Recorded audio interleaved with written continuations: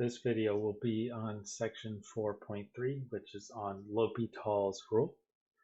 Sort of looks like L'Hospital's. But the main thing, we're just going to learn L'Hopital's rule and indeterminate forms at the beginning. And then this is really the only section since chapter 2 and the only section for the rest of the class where we will evaluate limits, and we will do some limits that we could have done before, but most of these we would not have been able to do before we learned L'Hopital's rule. All right, so what we'll do is first we'll recall that when evaluating limits, we would occasionally get one of the form 0 over 0. And we called this indeterminate form and had to algebraically manipulate the expression to see what the limit actually was. I'll just remind you very quickly what we did was we usually had to factor and cancel.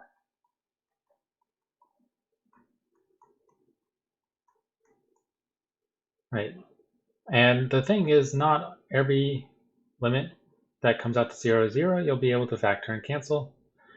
So you have to have another way to do it, and L'Hopital's rule is going to be that way. Right, so indeterminate forms, one that we learned is 0 over 0, but it's also an indeterminate form if you have infinity over infinity. And we can have it be a plus or a minus infinity on the top or bottom. It doesn't matter which one. If you have an infinity on the top and an infinity on the bottom, it's also indeterminate form. All right, so this is what L'Hopital's rule says. It says let f and g be differentiable functions, and suppose that the limit as x goes to c of f of x over g of x, so you have a fraction here, equals 0 over 0, or infinity over infinity with the plus or minus. Right, doesn't matter if it's plus or minus on the top or bottom again, just that you have infinity on the top and bottom. Then the formula says the limit as x goes to c of f of x over g of x equals the limit as x goes to c of f prime of x over g prime of x. Now what this says in words is if you want to figure out the limit and you get one of these determinate forms, you do the derivative of the top, you do the derivative of the bottom, and then you do that limit. But the important thing is this is not the quotient rule. It's totally different. And the L'Hopital's rule basically says do the derivative of the top and bottom separately. Right, not the quotient rule. Because virtually every problem we'll do in this section, you will have a fraction. And since you're in that derivative mindset, it's easy to think about doing the quotient rule. But if you're evaluating a limit, then you're going to be using L'Hopital's rule. Right. But this is a very important thing here that I have all bold-faced, or not bold-faced, but capitalized. It says, do not do L'Hopital's rule before plugging in and checking. Right, just because you have a fraction doesn't mean your limit's going to be one of these forms. It could be 4 over 7, in which case that's the answer. If you use L'Hopital's rule when you're not in one of these forms, you will change the answer.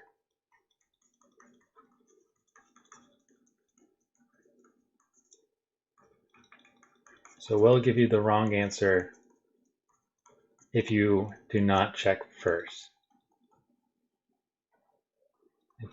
It's very rare to have an example where you're not supposed to use L'Hopital's rule and you do it anyway and you still get the correct answer. All right, in this first one, though, I intentionally picked one that we could have done before. It says evaluate the limit as x goes to a 5 of x to the fourth minus 625 over x minus 5. All right, once again, even though we just introduced this idea, we probably could guess that we'll get one of these indeterminate forms. You must check by plugging in. That's the first thing we do when we see a limit. Because if you're not in one of these forms, once again, you could change the answer and get it wrong. So we get 5 to the fourth minus 625 over 5 minus 5. Certainly we can see the bottom is 0. The top, what is the top? Well, let's do it. 5 to the fourth minus 625 is also 0. All right, now because we've checked and we see it is indeterminate form,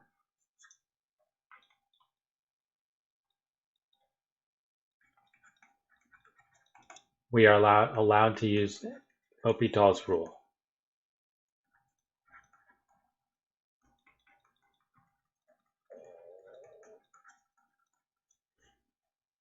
All right, and you want to think about it exactly like I said in words. The formula for L'Hopital's rule says if you want to do this limit, I'm going to rewrite it. This is really the proper way to make the notation. Rewrite your problem. This is what I like to do. I like to write an L apostrophe H for L'Hopital's rule over an equal sign. That way, when I jump across here, what I'm saying is I'm doing L'Hopital's rule. So I'm doing the derivative of the top. The derivative of x to the fourth minus 625 is 4x cubed. And the derivative of the bottom, x minus 5, is 1. And so just kind of box it in. Corresponding, we do the derivative of the top by itself. We do the derivative of the bottom by itself. Right, nothing to do with the quotient rule. If you did the quotient rule here, you get something totally different. And now that we've done it, plug in x equals 5 now. Now this one, you'll see that we'll be rid of the indeterminate form. So we get 4 times 5 cubed over 1. You can stop writing the 1 if you want. And this is 500.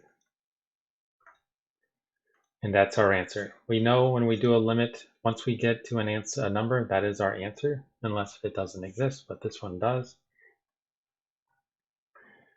And so this limit is 500.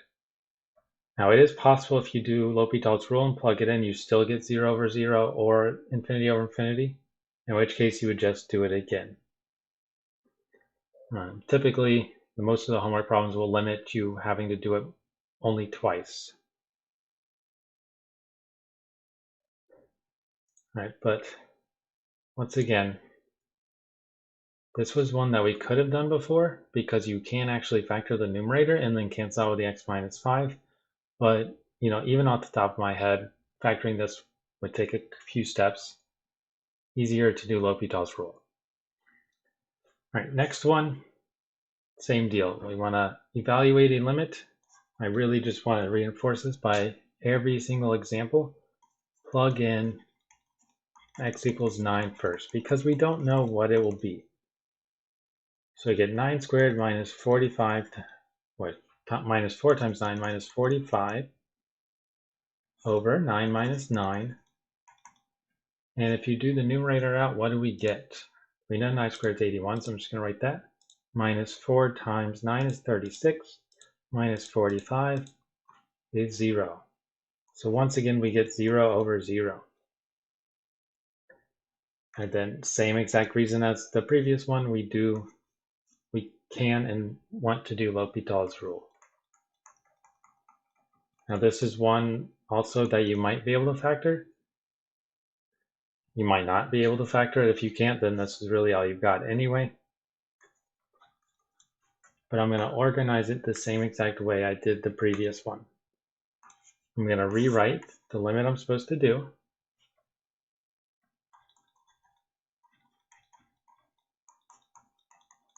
I'm just rewriting the problem because I know that I'm allowed to do L'Hopital's rule now. I'm going to write the L apostrophe H to indicate I'm doing L'Hopital's rule. And then I do the derivative of the top. The derivative of x squared minus 4x minus 45 is 2x minus 4. And the derivative of the bottom, x minus 9, is 1. Now that we've done L'Hopital's rule, we can plug in our value. Plug in x equals 9. And we get 2 times 9 minus 4 over 1. And 2 times 9 is 18, minus 4 is 14. Over 1, our limit is 14.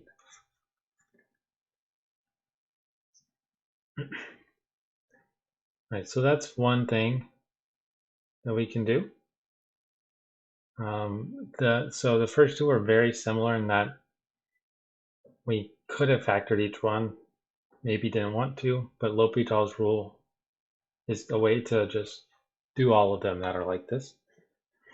Number 3 is going to look a little bit different. So number 3 says evaluate the limit as x goes to infinity of 3x to the fourth plus 8 divided by 7x squared minus 9. Now back in chapter 2, when we dealt with limits at infinity of rational functions, we talked about some rules relating to the power, if the power is highest on the top or the bottom. But you can still do L'Hopital's rule if it applies. So we got to plug in. Remember, we don't really plug in infinity, but we kind of plug in infinity. We just use it to represent a very large number.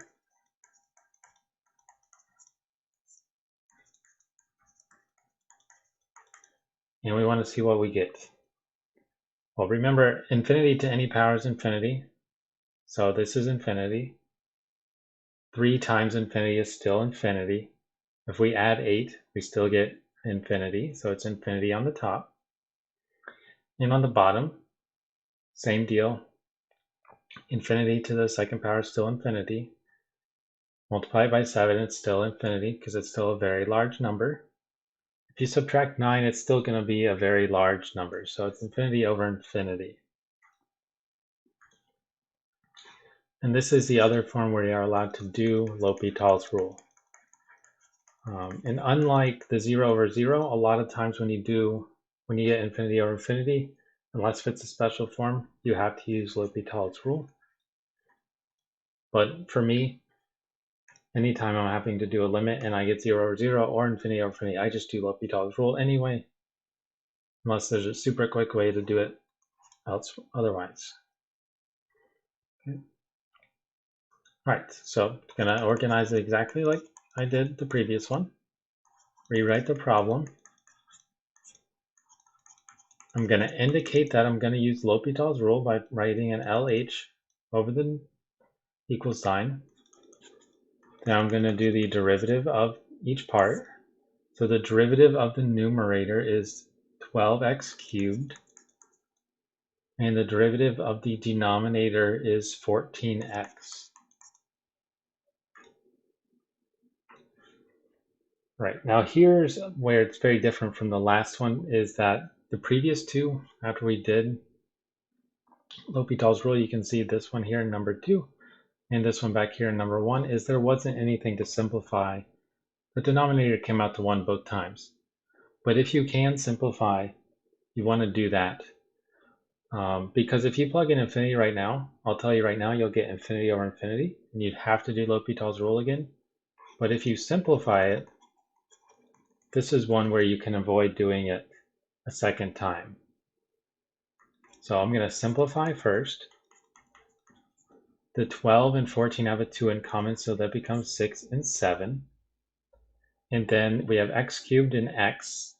We can cancel the x out on the bottom if we cancel 1 out on the top. So we have 6x squared over x, over 7. Now that it's simplified, plug in infinity.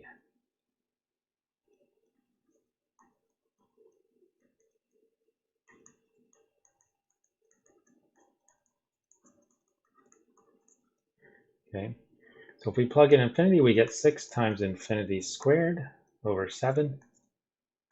And these are all positive numbers. Infinity to any power, positive power is infinity, times 6 is still infinity, divided by 7 is still infinity. All right, so the limit is infinity for this problem.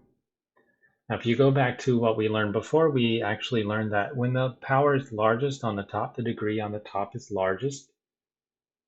That's when you have a limit, the limit being infinity or negative infinity always. But we don't even have to remember that rule anymore to do L'Hopital's rule and to evaluate this limit. Right, so the next one is one where you absolutely are going to have to use L'Hopital's rule, because dealing with limits involving e. If you get an indeterminate form, you cannot factor and cancel, as we'll see.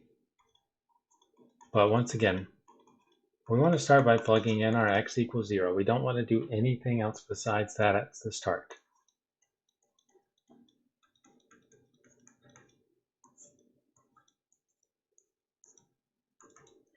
Okay, so e to the 0 power is 1. Anything to the 0 power is 1. Minus 1, and then minus 0. So 1 minus 1 on the top, and 0 squared is 0 on the bottom. So when we do plug in 0, we get 0 over 0. And just like all the other ones, this is telling us do L'Hopital's rule.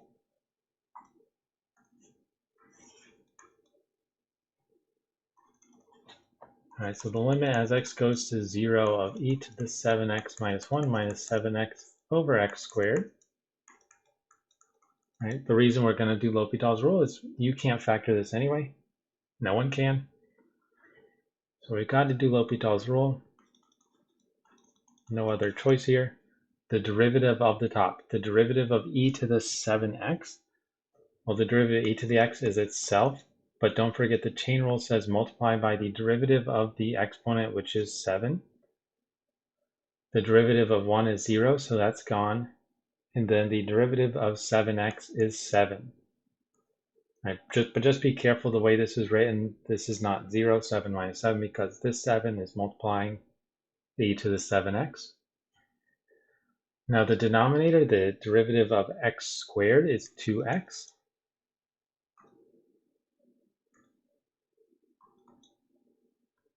So what I'm going to do is just rewrite it a little bit.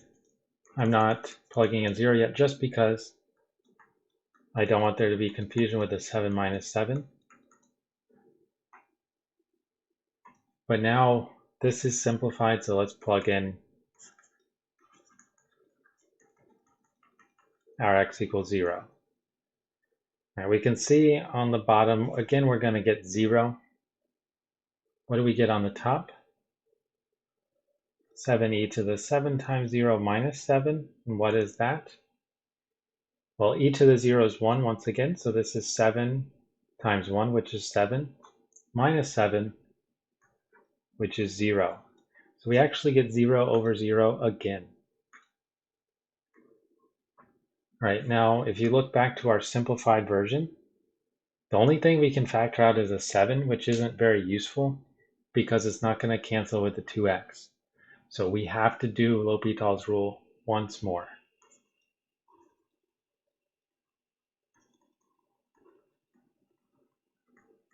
And all you want to do when you do L'Hopital's rule for a second time, and if you had to do a third and fourth time, take the simplified thing from where you right before where you plugged in.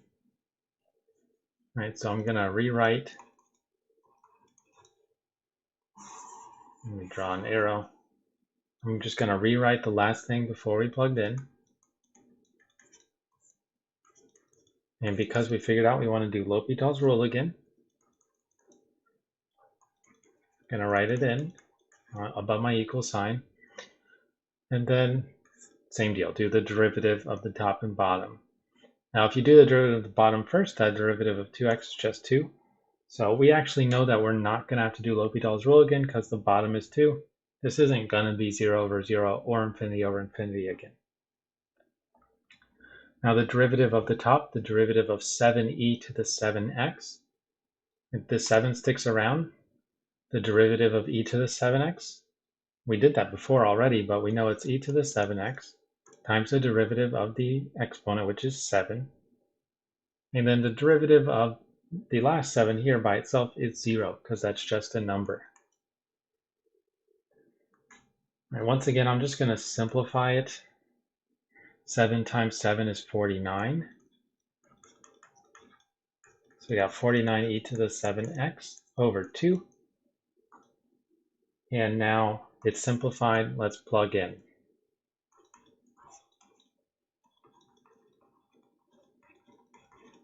And when we do that, we get 49 times e to the 7 times 0 over 2. Once again, anything to the 0 is 1, so 1 times 49 is 49 over 2. Right, and that is the limit here. If you graph this function and looked around 0, you'd actually see it be around here, the y value, around 24.5. Alright, so I have just one more here. I wanted to make sure we did one with e in it. Now I want to make sure we do one with the natural log in it. So this one says evaluate the limit as x goes to infinity of x to the 7th over the natural log of x to the 6th.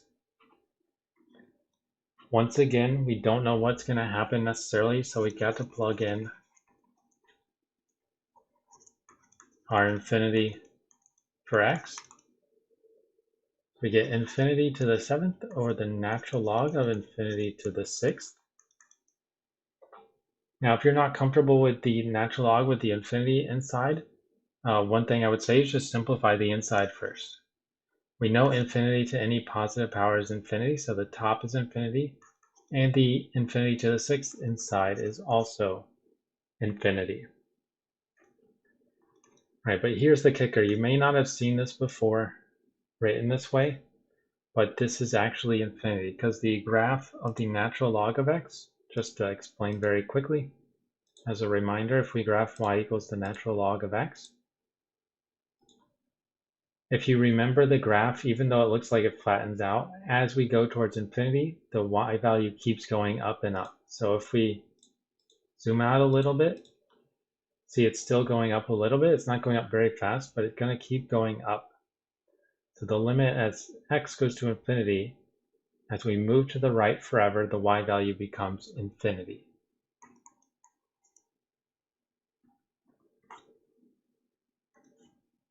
Right, so we do get infinity over infinity for this one, which means we do use L'Hopital's rule.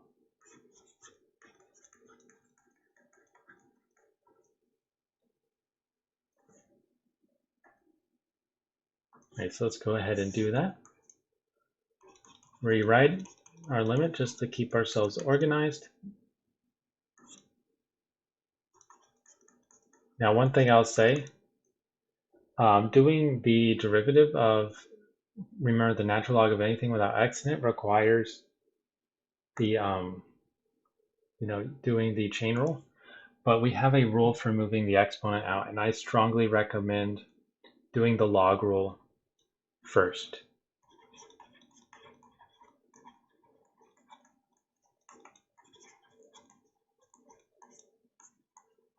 All right, because if you do the chain rule with x to the 6th, it's fine, but it gets really messy. So if you just move the 6 out first, it's a lot easier to do the derivative. All right, so I'm not actually doing L'Hopital's rule yet. I'm just moving the 6 out, so we get 6 times the natural log of x. And that way, even if you're not super comfortable with the chain rule, then you can avoid it in this problem. But now we will do L'Hopital's rule. The derivative of x to the 7th is 7x to the 6th. The derivative of the 6 times the natural log of x, the 6 sticks around, and we get 1 over x for the derivative of the natural log of x. Right, now this is a very messy fraction, so definitely simplify this. The bottom portion here, if we simplify as one fraction, becomes 6 over x. And this is something that we want to do keep change flip on because we have a fraction in the bottom. So there's a fraction in the denominator, which means we're going to do keep change flip. I forgot to write my limit here, but you should write that at every step until you actually plug it in. So we keep the top here, we keep the 7x to the 6th. We change the division to multiplication, and we flip the 6 over x to x over 6. Once again, simplify this because we can quite a bit. Multiply the tops, give us 7x to the 7th, and the bottom would be 6. And now when you plug it in here, it's very, very short. Now, if you try to plug it in here, it's easy to get confused. If you plug it in here, with it being a simplified fraction, it's much easier. So now we're going to plug in infinity. And we get 7 times infinity to the 7th power over 6. Infinity to any positive power is infinity. Multiply it by 7, it's still infinity. Divide by 6, it's still infinity. So this limit is infinity. But that pretty much is L'Hopital's rule. I do have one more example here, I guess. This will be a good one just to remind everyone to be careful. But this one won't be anything groundbreaking. So this one says evaluate the limit as x goes to 7 of x plus 6 over the natural log of x minus 6. So what do we have to do first? We have to plug in x equals 7. And if we do that, we get 7 plus 6 on the top, and on the bottom we get the natural log of 7 minus 6. Now the top is 13, so already it's looking like we're not going to do L'Hopital's rule anyway, because it has to be 0 or infinity. The bottom we got 1 inside the natural log, and the natural log of 1 is 0. So this is a really good reminder about limits, is that when we have a number like this that isn't for L'Hopital's rule, we are actually done at this point, because this is not indeterminate form.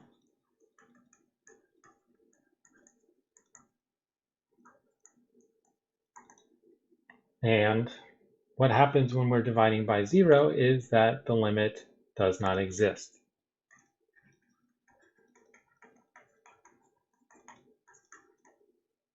Right, we can divide by 0 if it's 0 over 0 in indeterminate form, but if the top's not 0, we cannot divide by 0.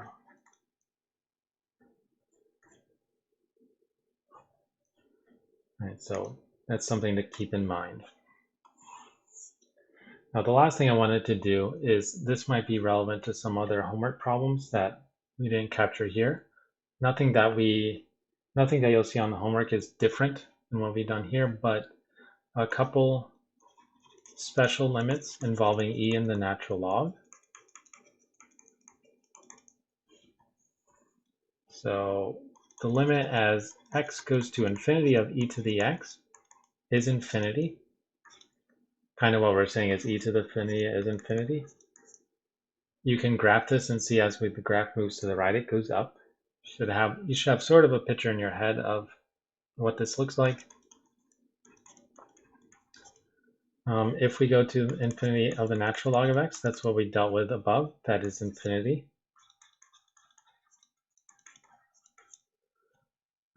There is one more for each of these. So if you go to negative infinity of e to the x, you get 0.